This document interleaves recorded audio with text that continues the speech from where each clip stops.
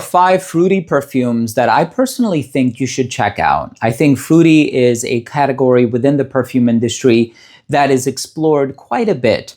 And I think we've kind of deviated from the peach and apricot offerings, and now we're seeing like cherry and banana and cantaloupe and watermelon and coconut and all of these other fruity profiles. And in many cases, we have some really interesting and really exciting releases. Take, for example, L'Explicit by 2.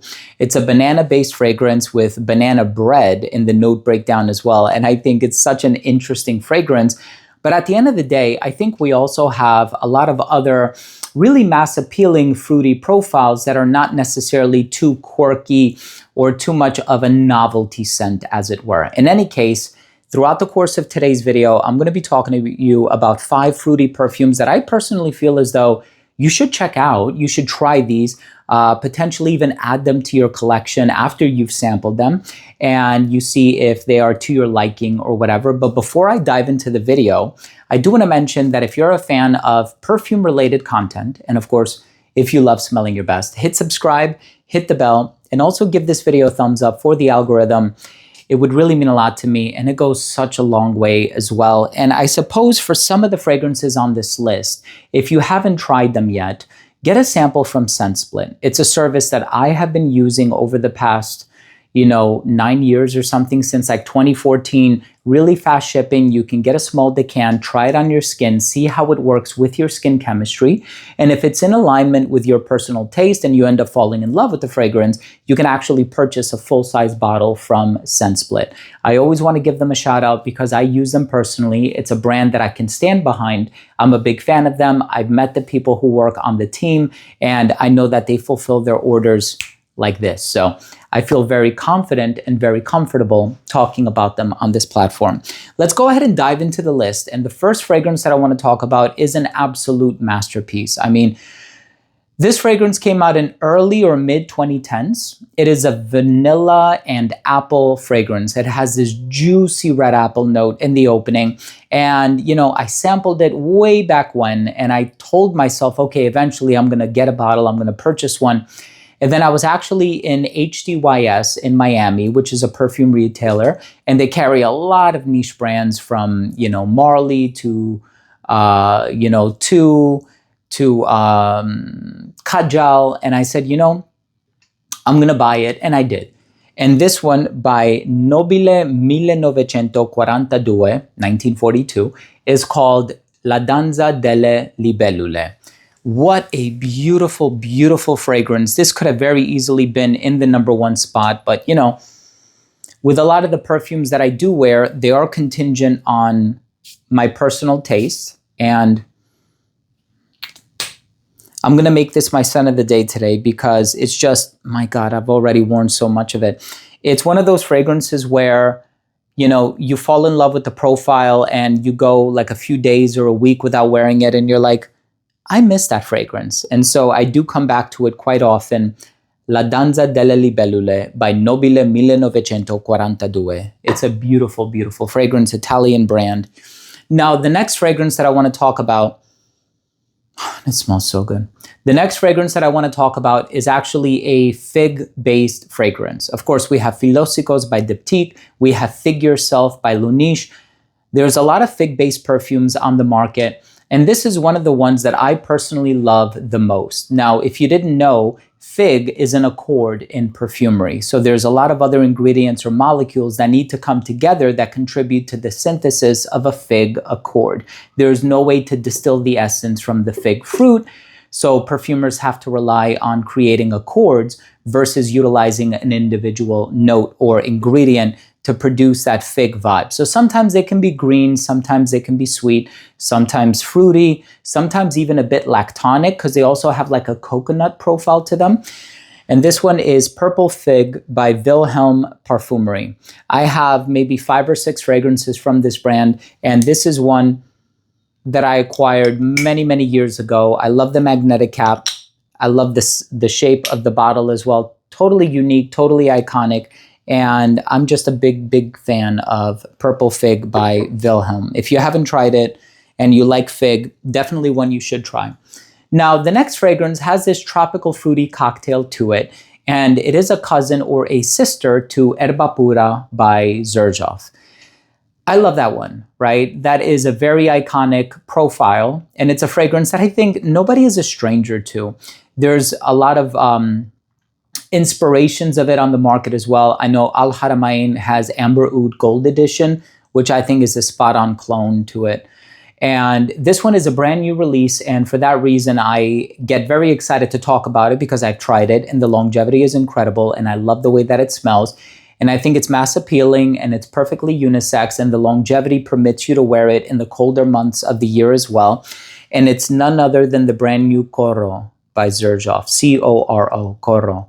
Beautiful fragrance, one that I'm super glad to have in my collection. I've already spoken about it on camera 3 or 4 times. I did a standalone review on it with a giveaway associated to it with Cef Le Bon. I did a short form video on it, and I just love, love, love this fragrance. It's, I think it's indicative of the benchmark of quality that Xerjoff has established for itself many, many years ago, which is one of the reasons why I keep acquiring Xerjoff fragrances. One brand that I love to talk about on this channel, and I think Xerjoff possesses incredible quality and craftsmanship with all of their fragrances. In the number 2 spot, I want to talk about a fragrance that is actually quite affordable, but also long-lasting. And I also wanted to curate a little bit of diversity within this fruity list. So we have apple, we have fig, we have tropical fruits. This next one has coconut and cherry. And okay, it is a gourmand. So you have to be a gourmand lover to really appreciate this fragrance. It does lean rather sweet. So if you don't mind your perfume smelling sweet, if you don't mind smelling delicious, if you don't mind smelling irresistible, let's say, this is one that I think you ought to have on your radar. And it's called Creamy Coconut Cherry by the Dua brand. I don't know if the bottle still looks like this because I purchased this a few years ago. And I know lately they've been revamping a lot of their presentations, so they could have very well changed the presentation of the fragrance. I hope not, because it's an original creation, by the way. This brand also makes inspirations, but I think there's something really cool about these labels, and I think the graphic conveys very well what you can expect the fragrance to smell like. So I really admire that about this brand. And I suppose the last one that I will talk about is one that I discovered recently, and this one has apple in it. So this is an apple-based fragrance, very much like this one, except this one can be quite sweet. This one has that prominent vanilla in the dry down. It also has, you know, some other sweet facets to it as well. I don't think it's entirely the vanilla at play here. It could be, but it is quite sweet. The fragrance in the number 1 spot for all intents and purposes of this video is not sweet, but it is quite fruity. And I do get a connection to Erba Pura by Xerjoff from this fragrance. It does open up with this apple note, but it also has this aromatic lavender, which provides a timeless signature to the fragrance, which I personally really enjoy and appreciate. I always love fragrances that, you know, can be worn with ease. Ones where it's not like, okay, I have to be in the mood to wear this fragrance. This is kind of a Swiss Army knife grab and go type of a DNA, right? It's not one where you necessarily have to think too hard about where you're going and what time of the year it is and how you're dressed and all of these superfluous matters. It's just a very versatile, very easy grab and go fragrance. The only thing that I would caution you against is applying too much of an emphasis on the name of this perfume because I don't think it's named appropriately. This one is from the brand Raffaele, and it's called Oud Noir Vodka. There's no oud, there's no vodka, and there's nothing noir about it, interestingly enough. But it's a beautiful, beautiful fragrance, and it's one that I discovered recently, and it has a lot of that apple in the opening with that smooth vanilla in the dry down. Again, not overly sweet. Hints of cedarwood, but nothing too peppery. That lavender in there is done very nicely, providing this timeless, classic and elegant signature, perfectly unisex, 8+ hours longevity, eau de parfum concentration, really heavy bottle. And the box is quite elaborate as well. I apologize for not having it here on camera, but I'm sure if you look it up, you'll find some visuals for it online. But Oud Noir Vodka by Raffaele is an amazing fragrance. So we have apple, in both of these, this one being a little sweeter, this one being a bit more aromatic, also possessing a bit of a tropical fruity vibe. We have an assortment of fruits in Coro. We have cherry and coconut in this one. And then, of course, we have fig in this fragrance. So we have quite a diversity here, and I really appreciate you taking the time to watch this video. And from the bottom of my heart, I just want to thank you for your time. Thank you for your viewership. Thank you for the support. Thank you for always interacting with the videos, the thumbs up, the likes, the shares, everything. I love the interaction. I read every single comment, even though sometimes it's hard to manage replying to every single comment, just because I do reply to hundreds of comments a day scattered across 4 social media profiles.